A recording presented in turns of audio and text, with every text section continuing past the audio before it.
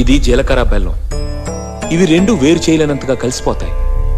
పెళ్లి తర్వాత భార్యాభర్తలు కూడా జీవితాంతం అలా కలిసి ఉండాలని ఇవి తలపై పెట్టిస్తుంది.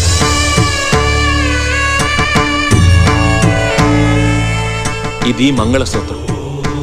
మంగళం అంటే పవిత్రత, సూత్రం అంటే తాడు. ఇది మెడలో పడగానే పెళ్లి అగ్ని కంటే పవిత్రం అవుతుంది.